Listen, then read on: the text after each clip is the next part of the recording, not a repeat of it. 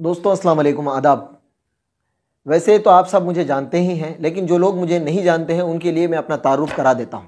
मेरा नाम हाफिज़ एडवोकेट मोहम्मद इब्राहिम हरबट है।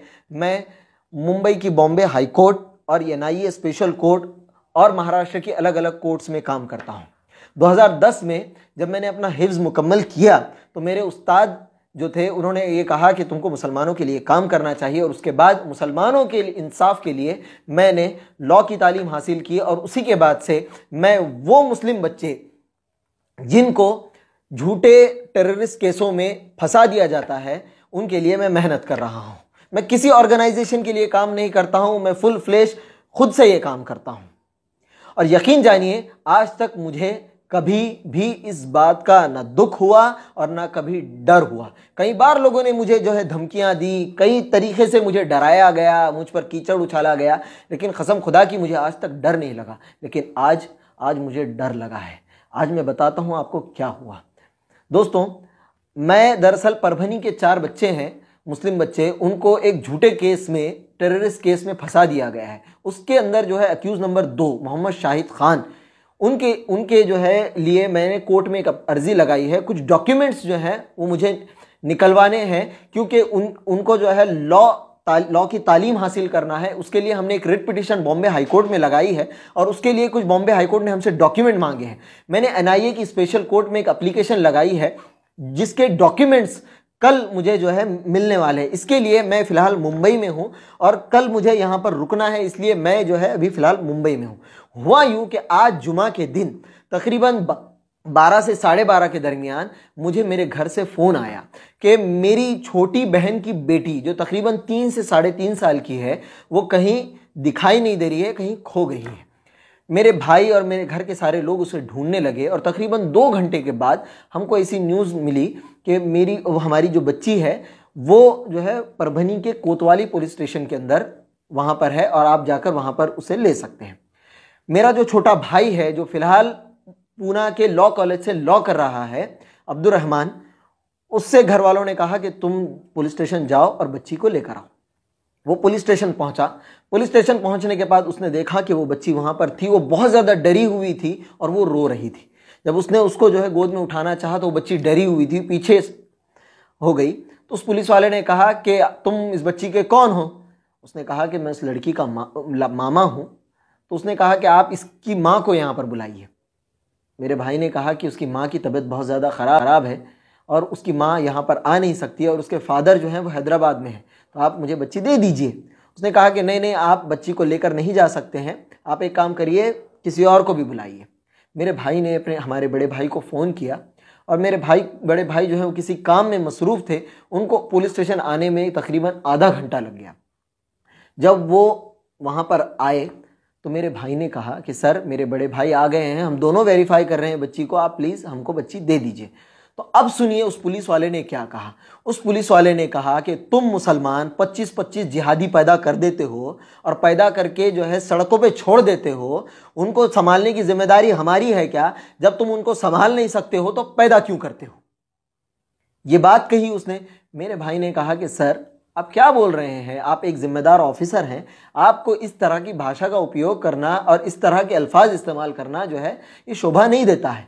तो उसने कहा कि लांडे, तू मुझे सिखाएगा कि मैं क्या बोलूं और क्या ना बोलूं? और ये कह के उसने एक जन्नाटेदार थप्पड़ जो है मेरे भाई के जो है चेहरे पे मारा। मेरे भाई ने कहा कि सर, मैं भी एक लॉ स्टूडेंट हूं और मैं अपने राइट्स जानता हूं, आप इस तरह से नहीं कर सकते हैं। और उसने फ़ौरन अपना मोबाइल निकाला और उसको वीडियो को शूट करने लगा। वो पुलिस वाला जो गालियां दे रहा था मेरे भाई को, उसने फ़ौरन वहां पर जो है 2 और लोग खड़े हुए थे। मैं नहीं जानता कि वो पुलिस वाले थे या आरएसएस के गुंडे थे। वो सिविल ड्रेस में थे और उन्होंने लपक के मेरे भाई के ऊपर हमला किया, मेरे भाई का मोबाइल ले लिया, और वो पुलिस वाला घसीटते हुए अंदर वाले रूम में मेरे भाई को लेकर गया, और उन तीनों ने मिलकर मेरे भाई को मारा पीटा, और जो है उसको प्रेशराइज किया कि वो मोबाइल में जो वीडियो उसने लिया है वो फ़ौरन डिलीट करे। जब मेरे भाई ने कहा कि मैं वो जो है वीडियो डिलीट नहीं करूंगा, तो अब सुनिए उस पुलिस वाले ने क्या कहा। उस पुलिस वाले ने कहा कि ज़्यादा तू देड़शानी करेगा तो मैं तेरा इनकाउंटर कर दूंगा। साले मुल्ले, तुम साले ऐसे कपड़े पहनते हो, क्योंकि जुमा का दिन था, मेरा भाई जो है पठानी ड्रेस में था, तो वो कहने लगा कि तुम पाकिस्तानी साले, तुम तालिबानी हमारे देश में खाते हो और पाकिस्तान की और तालिबान की गाते हो, सालो तुम्हारा तो इनकाउंटर होना चाहिए और मैं तेरा इनकाउंटर करूंगा अगर तू वो वीडियो डिलीट नहीं करेगा। मेरे भाई को उन्होंने मारा था, मेरा भाई अनकॉन्शियस हो गया था, ला महला उसको वो वीडियो डिलीट करना पड़ा। जब उसने वो वीडियो डिलीट कर दिया तो उस पुलिस वाले ने मेरे भाई से जो है ब्लैंक पेपर्स पर दस्तखत करने के लिए कहा। मेरे भाई ने कहा कि मैं ब्लैंक पेपर पे दस्तखत नहीं करूंगा, तो उसने कहा कि चुपचाप से दस्तखत कर, वरना मैं तुझे और तेरी पूरी फैमिली को किसी आतंकवादी केस में डाल दूंगा और लाइफ टाइम के लिए तुम सड़ोगे। या पता है ना कि वो 4 कैसे बच्चों को डाला है, अब तक वो वापस नहीं आए और वो कभी वापस नहीं आ सकते। वैसे तेरे को डालूंगा और तेरा इनकाउंटर करने पे मेरे को मेडल मिलेगा। अब तू सोच तेरे को करना क्या है। ला महला मेरे भाई को उसके ऊपर दस्तखत करने पड़े। हमने वहां से वो वापस आया और उसको समझ नहीं आ रहा था कि हुआ क्या है। उसने उसके बाद मुझे फ़ोन किया, मैंने कहा कि तुम्हें जो है इसकी कंप्लेन करनी चाहिए। हमने उसकी कंप्लेन तैयार की, क्योंकि ये मामला खुद पुलिस का है तो हम किसके पास जाएं ये हमारी समझ में नहीं आ रहा था। तो हमने वो कंप्लेन जो है मेरे भाई ने बनाई, उसके ऊपर दस्तखत किए और उसके बाद हमने एसपी को, परभनी के एसपी को, परभनी के कलेक्टर को, डिविजनल कमिश्नर औरंगाबाद को, चीफ मिनिस्टर को, होम मिनिस्टर को, होम सेक्रेटरी को, इन सब को हमने ईमेल करके ये कंप्लेन कर दी है। अब मेरी जो है परभनी के एसपी से जो है गुजारिश है कि सर, ये देश संविधान से चलेगा, ये देश गुंडों से नहीं चलेगा। आप अगर संविधान में मानते हैं, आप अगर लॉ में मानते हैं, तो फौरन, मेरे भाई ने बताया है कि उसका नाम जो है लटपटे है, आप फौरन लटपटे पे एक्शन लीजिए। क्योंकि एक आदमी खुलेआम सरकारी जो है बंदूक लेकर, सरकारी हथियार लेकर ऐसी मेंटालिटी के साथ सोसाइटी में घूम रहा है। मैं नहीं जानता कि इससे पहले उसने कितने फेक इनकाउंटर किए हैं, मैं नहीं जानता कि उसने कितने लोगों को मार दिया है, मैं नहीं जानता कि उसने कितने लोगों के ऊपर ऐसे झूठे केसेस किए हैं। क्योंकि पता लगाने पर मुझे पता चला है कि कुछ ही दिन पहले एक मुस्लिम लेडी के साथ भी उसने ऐसा ही किया, उसके साथ बदतमीजी की, उनके साथ लिंग्विस्टिक माइनॉरिटी होने की वजह से उनको जो है बुरा भला कहा, उनको गाली दी। उस लेडी ने एसपी के पास आकर अपनी जो है ओरल कंप्लेन भी की, लेकिन लटपटे के ऊपर आज तक कोई एक्शन नहीं लिया गया है। अगर इसी तरह से चलता रहा तो इस लटपटे की जो है हिम्मत बढ़ जाएगी।